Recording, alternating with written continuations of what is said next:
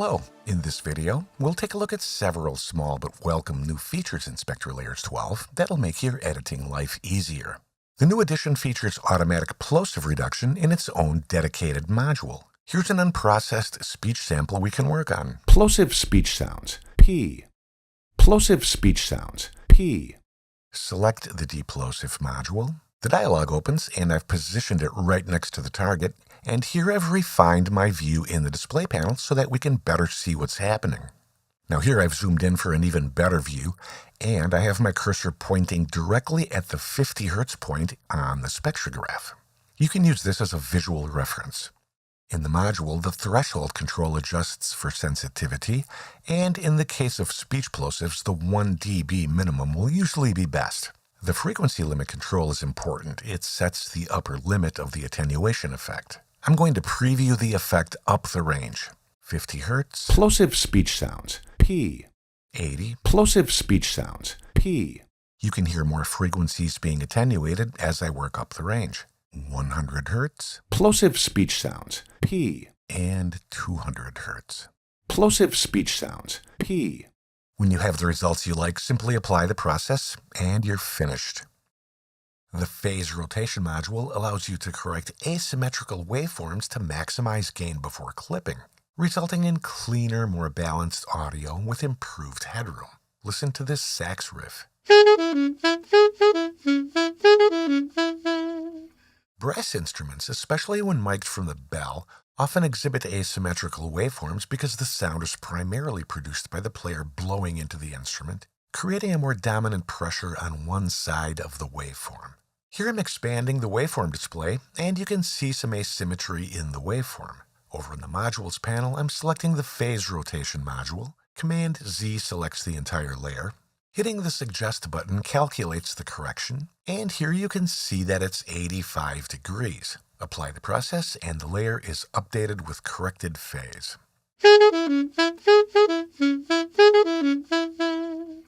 The view filtering options in relevant panels, including default categories and custom presets, have been enhanced by the addition of a keyword-based search option. For example, typing noise in the Modules panel instantly filters and displays all available noise shaping processes.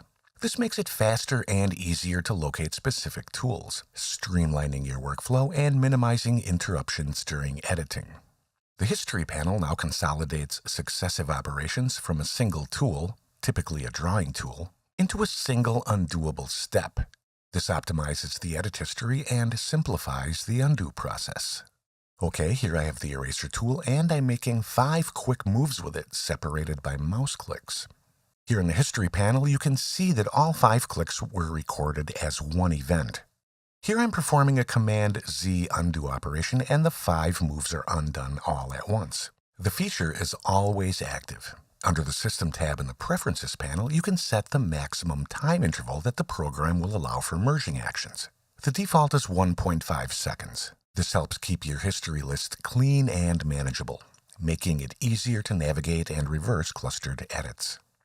Frequency fading now scales by octaves instead of hertz, resulting in a more natural and consistent visual representation across the spectrum. Fades now appear smoother and more predictable from top to bottom, better reflecting how we actually perceive sound. Intensive AI-assisted processing on large files can sometimes take a lot of time to complete.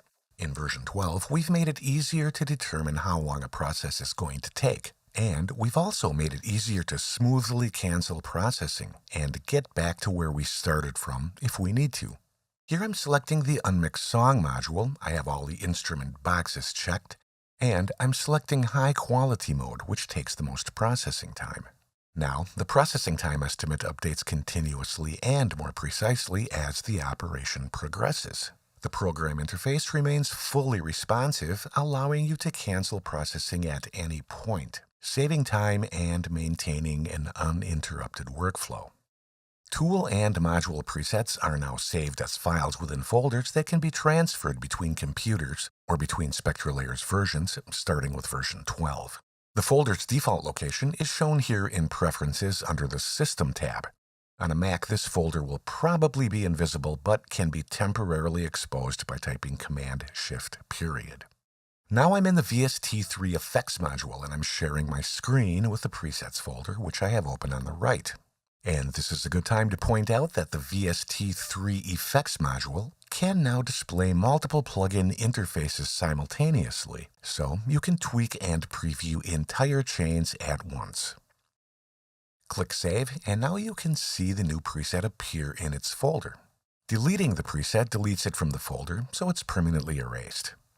And finally, SpectraLayers 12 runs natively on Windows ARM for quiet, power-efficient performance with growing Pro Apps support.